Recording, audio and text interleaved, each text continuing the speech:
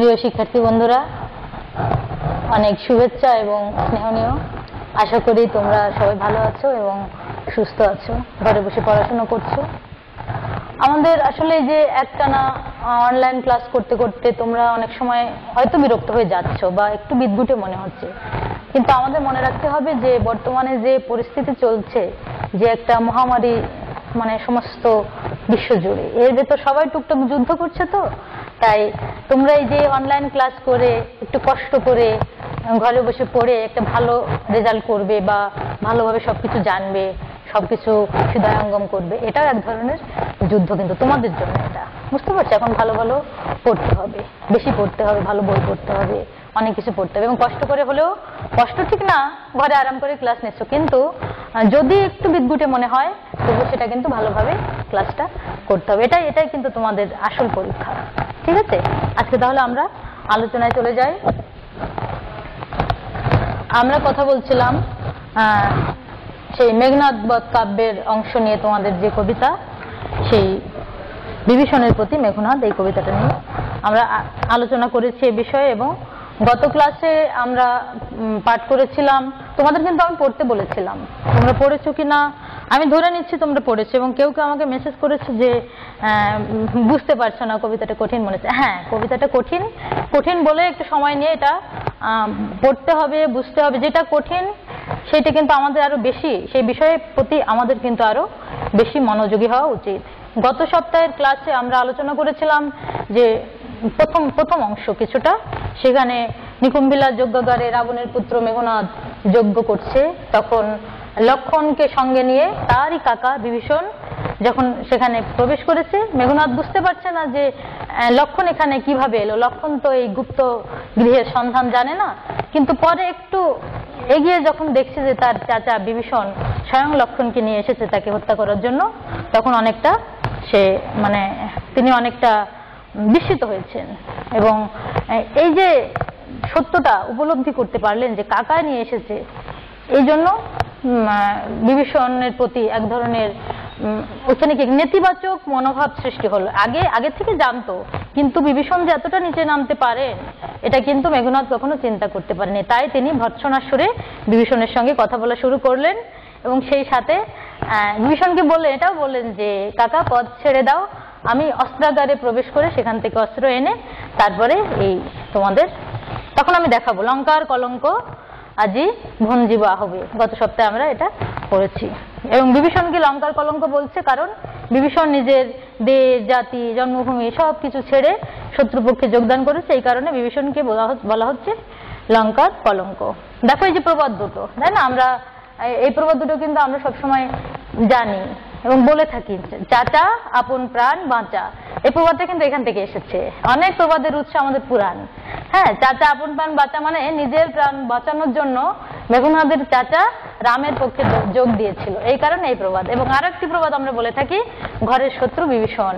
ঘরের কথা, ঘরের কোনো গোপন তথ্য ইত্যাদি পাচার করে দেওয়া, বাইরে প্রকাশ করে দেওয়া যে ব্যক্তি দেয়, সেই হলো ঘরের শত্রু বিভীষণ। এইখান থেকে এই যে মেঘনাদের সাথে যে অন্যায়টা করলো, এই অন্যায় থেকে মূলত এই প্রবাদগুলো নেতিবাচক অর্থে আমরা এই প্রবাদ দুটো ব্যবহার করে থাকি।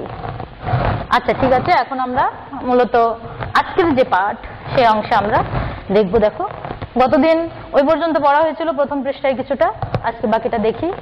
মেঘনাদ বিভীষণকে ভর্ৎসনা শুরু করছে, বলেছে যে কাকা দুয়ার ছেড়ে দাও, আমি ভেতরে প্রবেশ করে লঙ্কার কলঙ্ক আজি মোচন করব, লক্ষণকে হত্যা করব এবং তোমাকেও যথাযথ শাস্তি দেব। কিন্তু তখন বিভীষণ উত্তর করছে, দেখো, উত্তরিলা বিভীষণ বৃথায় সাধনা ধীমান, রাঘব দাস আমি কি প্রকারে তাহার বিপক্ষ কাজ করিব রক্ষিতে অনুরোধ। বিভীষণ বলছে যে, ওই যে বিভীষণকে বলছে যে দুয়ার ছেড়ে দাও, আমি গিয়ে অস্ত্র এনে লঙ্কার কলঙ্ক মোচন করব। তখন বিভীষণ বলছে যে না, এটা হবে না, এটা বৃথা, তোমার এটা বলাই বৃথা, কারণ আমি রাঘব দাস। রাঘব দাস এই শব্দটার অর্থ এখানে রাঘব মানে রাম, রামের এক নাম রাঘব, এবং রাঘব দাস অর্থাৎ রামের কাছে আমি নিজে রামের দাসত্ব স্বীকার করেছি, সেই কারণে তোমার অনুরোধ রক্ষা করা আমার পক্ষে সম্ভব নয়। উত্তরিল কাতরে রাবণী। রাবণী শব্দের অর্থ রাবণের পুত্র। এগুলো কিন্তু তোমাদের আসে প্রশ্ন অনেক সময়, যে রাঘব দাসকে বা রাবণীকে, রাবণী শব্দের অর্থ রাবণের পুত্র, তাই রাবণী। উত্তরিল কাতরে রাবণী, হে পিতৃব্য তব বাক্যে ইচ্ছে মরিবারে, রাঘবের দাস তুমি কেমনে মুখে আনিলে কথা, কহতা দাসেরে। বলছে যে হে চাচা বা কাকা, পিতৃব্য মানে তাতো, চাচা কাকা একই শব্দ, বুঝতে পারছো? এখানে বলছে তোমার কথা শুনে আমার মরে যেতে ইচ্ছে করছে, তুমি কিভাবে রামের দাস হলে, কি করে তুমি মুখে এমন কথা আনলে। হ্যাঁ, এটা একটু বিনীত ভাবে, যদিও ভর্ৎসনা, কিন্তু ভর্ৎসনাটা প্রথম দিকে একটু বিনীত হচ্ছে, খেয়াল করবে কিন্তু এটা। স্থাপিলা বিধুরে বিধি স্থানুর ললাটে, পড়ি কি ভূতলে শশী যান গড়াগড়ি ধুলায়, হে রক্ষরতি ভুলিলে কেমনে কে তুমি, জনম তব কোন মহাকুলে, কিবা সে অধম রাম স্বচ্ছ সরোবরে, করে কেলি রাজহংস পঙ্কজ কাননে। এখানে তুলনা দিচ্ছে, তুলনার ভাবে বুঝাচ্ছে, কিছু উপমাও ব্যবহার করেছেন। স্থাপিলা বিধুরে বিধি, বিধু মানে চাঁদ। হ্যাঁ, এই চাঁদ কি কখনো, চাঁদ যেখানে, চাঁদের যেখানে অবস্থান সেখান থেকে সেই চাঁদ কখনো ধুলোয় গড়াগড়ি দেয় না, অর্থাৎ চাঁদ যেখানে থাকার সেখানেই থাকে, সে চাঁদ কখনো ধুলো এসে গড়াগড়ি দেয় না বা ধুলোয় মেশে না। হে রক্ষরথী ভুলিলে কেমনে কে তুমি, তাই বিভীষণের প্রতি বলছে যে হে রক্ষরথী, হে মহাবীর, রাক্ষসদের ভেতর হে মহাবীর, তুমি কেমন করে ভুললে যে কোন মহান কুলে তোমার জন্ম হয়েছে।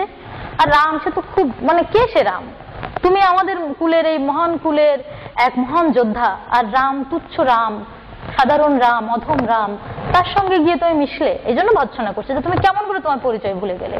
স্বচ্ছ সরোবরে করে কেলি রাজহংস পঙ্কজ কাননে, যায় কি সে কবু প্রভু পঙ্কিল সলিলে শৈবাল দলের ধাম। এখানে এটা একটা, মানে এটা একটা উপমা দিয়ে বোঝাচ্ছে, বুঝতে, একটার সাথে একটা তুলনা করছে, যে যেখানে রাজহংস, তাই না, রাজহাঁস সবসময় সুন্দর সেই পদ্মের বনে সেখানে ঘোরাঘুরি করে, সাঁতার কাটে, কিন্তু সেই রাজহাঁসের পক্ষে কি কখনো ওই যে শ্যাওলা ভরা পচা কাদা যুক্ত যে জল সেখানে যায় না। রাজহাঁস সবসময় সে পদ্ম বনে সাঁতার কাটে, রাজহাঁস কখনো এই শ্যাওলা যুক্ত শৈবাল দলের ধাম, অর্থাৎ পঙ্কিল সলিলে, পঙ্কিল সলিল মানে ময়লা অপরিষ্কার জল, সেরকম নোংরা ডোবা এখানে কখনো রাজহাঁস যায় না। এটি তুলনা করছে, তুমি তো রাজহংস, তুমি কি করবে, যে পদ্মবনে থাকবে, লঙ্কায় থাকবে, সেসব লঙ্কা ত্যাগ করে তুমি কেন সেই রামের মতো তুচ্ছ মানুষের কাছে গেলে। ওটাকে তুলনা করছে, যে নিজেদের তুলনা করছে যেই কমলবন, হ্যাঁ, আর রামকে তুলনা করছে যেই পঙ্কিল সলিল, অর্থাৎ ওই যে ময়লাযুক্ত যে জায়গা, শৈবাল দলের ধাম, শ্যাওলা পড়া সে জায়গায় তুলনা করছে, ডোবার সঙ্গে তুলনা করছে। মৃগেন্দ্র কেশরী কবে হেবির কিশোরী, সম্ভাষে শ্রীগালে মিত্র ভাবে। তুমি তো সিংহ, মৃগেন্দ্র কেশরী মানে সিংহ, সিংহ তুমি বীর, তুমি সিংহ, সিংহ হয়ে তুমি শ্রীগালের সঙ্গে মিত্রতা স্থাপন করলে। রাম তো শ্রীগাল, বুঝতে পারছি, যে নিজেদের উচ্চ অবস্থান তুলে ধরছে এবং রামকে খুব তুচ্ছভাবে এখানে বলছে। অজ্ঞদাস বিজ্ঞতম তুমি, অবেদিত নহে কিছু তোমার চরণে। এরপর দেখবে মেঘনাথের কথা কিন্তু এক এক সময় একবার ভর্ৎসনা করছে আর একবার নিজে খুব বিনীত হয়ে কথা বলছেন, বুঝতে পারছো। প্রথমে আবার একটু বিভীষণের মনটাকে একটু ফিরিয়ে আনার জন্য কখনো বিনীতভাবে বলছে, কখনো ভর্ৎসনা করছে, কখনো তুচ্ছ তাচ্ছিল্য করছে ইত্যাদি। অজ্ঞদাস বিজ্ঞতম তুমি, অবিদিত নহে কিছু তোমার চরণে। এবার খুব নিজেকে খুব অজ্ঞ মনে করে বলছে যে আমি তো কিছু বুঝি না, কিন্তু তুমি তো বোঝো, তুমি সবকিছু বুঝে টুঝেও কেন ওই রামের কাছে চলে গেলে, হ্যাঁ, সবকিছু ত্যাগ করলে, এটাই বলছে। ক্ষুদ্রমতি নর সুর লক্ষণ, নহিলে অস্ত্রহীন যোধে কিসে সম্বদে সংগ্রামে।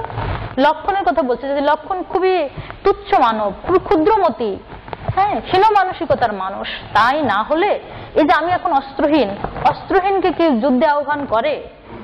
যোদ্ধার ধর্ম একজন অস্ত্রধারী আর একজন অস্ত্রধারীকে আহ্বান করবে, কিন্তু আমি এখন পূজা করছি, যজ্ঞ করছি, আমাকে যে অস্ত্রহীন আমার উপর আক্রমণ করতে এসেছে, এর দ্বারা বোঝায় লক্ষণ সে খুবই ক্ষুদ্রমতি মানুষ।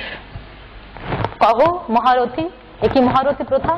এই জন্য বলছে যে একজন মহাযোদ্ধা, যোদ্ধার প্রথা তো এটা নয়, যোদ্ধার ধর্ম আর একজন যোদ্ধাকে অস্ত্রটা আহ্বান করা, আর লক্ষণ তো চোরের মতো, চুরি করার মতো এসে আমার উপরে আক্রমণ করতে এসেছে, এটাকে বলছে। নাহি শিশু লঙ্কাপুরে শুনে না হাসিবে কথা, ছাড়হ পথ আসিব ফিরিয়া এখনই, দেখিব আজি কোন দেব বলে বিমুখে সমরে মোরে সৌমিত্রী কুমতি।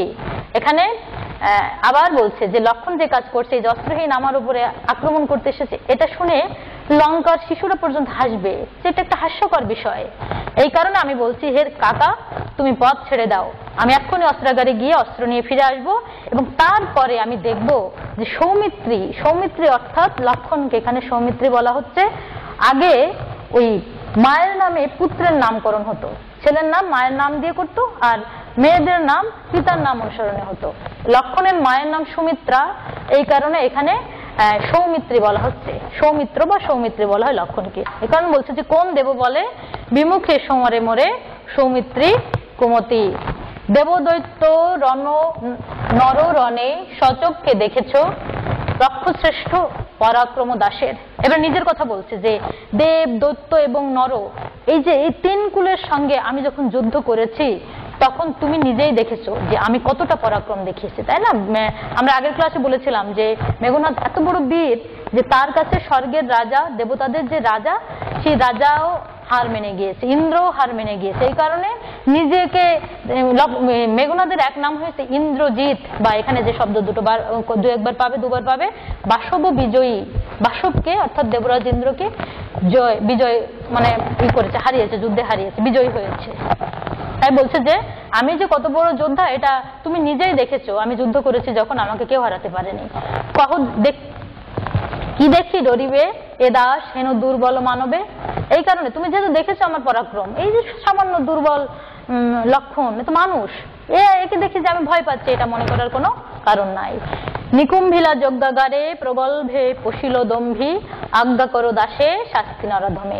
মানে বলছে যে এই যে নিকুম্ভিলা যজ্ঞাগরে প্রগল্ভে পশিল মানে প্রবেশ করিল, প্রগল্ভে মানে ছলনা করে, এই যে যজ্ঞাগরে প্রবেশ করিল এই দম্ভি লক্ষণ, তুমি আমাকে আজ্ঞা করো, আমি এক্ষুনি এই লক্ষণকে শাস্তি দেবো। লক্ষণ তো নরাধম, নিকৃষ্ট কাজ করেছে, সে চুরি করে চোরের মতো এই যজ্ঞাগরে প্রবেশ করে আমাকে যুদ্ধ করতে আহ্বান করছে। আসলে আমি অস্ত্রহীন, তাহলে তুমি এক্ষুনি আজ্ঞা করো, আমি অস্ত্র নিয়ে আসি এবং এই নরাধম লক্ষণকে শাস্তি প্রদান করি। ঠিক আছে, বিষয়টা হলো যে এই মেঘনাদের তার চাচার প্রতি, তার কাকার প্রতি যে মাঝে মাঝে একবার এক এক রকম মানে ভৎসনা, পুরো কবিতাটাই ভৎসনা, কিন্তু তোমরা দেখবে যে শুরু থেকে কখনো বিনীতভাবে বলছে, কখনো দীনভাবে বলছে, এবার নিজের কুলগৌরবের কথা এগুলো তুলে ধরছে। এই পর্যন্ত তোমরা পড়তে থাকো। আমি বলেছি কবিতাটা একটু কঠিন আছে, কিন্তু পড়লে খুবই সহজ, কাহিনীটা বুঝতে পারলে খুবই সহজ। ঠিক আছে, আজকের ক্লাস এই পর্যন্ত, তোমরা পড়ে এসো, পড়ো আর কি।